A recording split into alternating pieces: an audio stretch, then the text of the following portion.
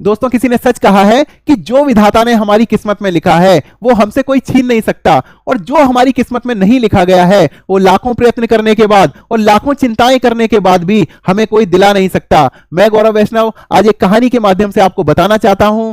बहुत समय पहले एक राजा हुआ करते थे और उनके एक राजगुरु थे। ये राजगुरु अपनी एक पाठशाला चलाते थे जहां पर ये गरीब बच्चों को पढ़ाया करते थे, और ज्यादातर समय जो राजगुरु का था वो पाठशाला में ही बीता करता था। एक दिन राजगुरु जब राजा के पास पहुंचे तो वहां राजा बहुत ही चिंताग्रस्त थे। तो राजगुरु ने उनकी चिंता का कारण पूछा। तो राजा ने बताया कि गुरुजी, मेरी एक कन्या है जो कि अब विवाह योग्य हो गई है, और उसके लिए सुयोग्य वर की तलाश की वजह से मैं हमेशा चिंताग्रस्त रहता हूं कि कैसे एक सुयोग्य वर की तलाश करूं। तब राजगुरु ने कहा कि राजकुमारी की जन्म कुंडली ले आइए। जब राजगुरु ने राजकुमारी की जन्म कुंडली देखी तो उन्होंने देखा कि ये जो राजकुमारी है बहुत ही सौभाग्यशाली है। इसका विवाह जिस भी व्यक्ति से होगा, यदि वो राजकुमार है तो वो राजा बन जाएगा, यदि वो राजा है तो वो सम्राट बन जाएगा, और यदि वो सम्राट है तो वो एक दिन चक्रवर्ती सम्राट बनेगा। विवाह के बाद इस राजकुमारी का भी भाग्योदय होगा, और जिसका विवाह इसके साथ होगा उस व्यक्ति का भी भाग्योदय होगा। लेकिन उसी समय राजगुरु के मन में यह लालच आ जाता है कि यदि ये राजकुमारी इतनी सौभाग्यशाली है तो क्यों ना इससे मैं ही विवाह कर लूं।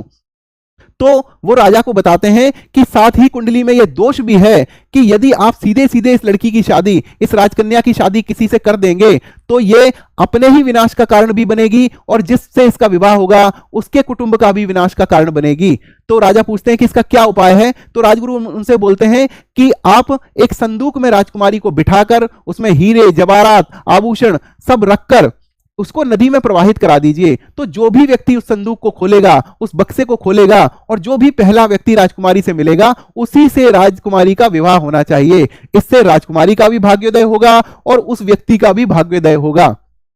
और राजगुरु बहुत जल्दी जाते हैं अपने पाठशाला में और अपने शिष्यों से कहते हैं कि आज कोई भी पढ़ाई नहीं होगी, और आप सभी को करना यह है कि थोड़े समय बाद नदी में प्रवाहित होकर एक बक्सा, एक संदूक आएगा, उसे आपको लेकर आना है और मेरे कक्ष में रख देना है, और बाहर से ताला लगा देना है, और अंदर से किसी की भी कोई आवाज आए, आपको, ये मेरा आदेश है कि आपको किसी भी सूरत में उस कमरे का जो दरवाजा है वो नहीं खोलना है।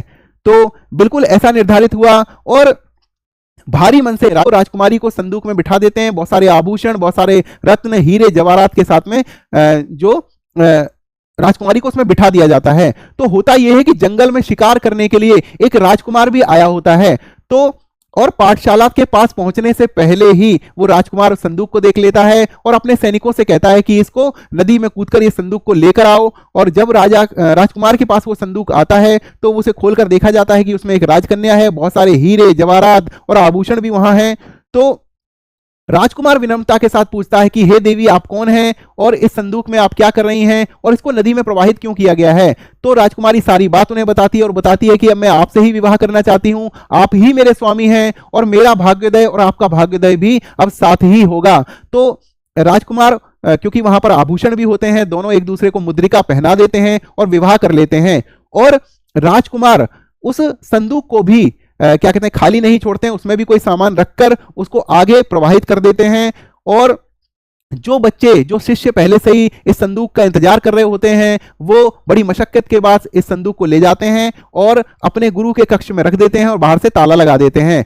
होता यह है कि जब राजकुमार ने शिकार किया था तो एक भालू का शिकार किया था, और भालू क्योंकि जख्मी हो गया था तो वो बहुत ज्यादा खूंखार हो गया था और बार बार वो सैनिकों पर हमला करने का प्रयास कर रहा था। तो जब ये विवाह हो रहा था तो उस भालू को खाली संदूक में मतलब बंद करके उस संदूक को आगे प्रवाहित कर दिया गया था। तो यही संदूक जब कक्ष में पहुंच जाता है राजगुरु के, तो राजगुरु जब उसका ताला खोलते हैं तो उसमें देखते हैं कि एक खूंखार भालू है जो उन्हें मारने का बार बार प्रयास कर रहा है। तो इससे यह होता है कि राजगुरु को यह पता चल जाता है कि आज मेरा अंत निश्चित है। वो जोर जोर से चिल्लाने लगते हैं।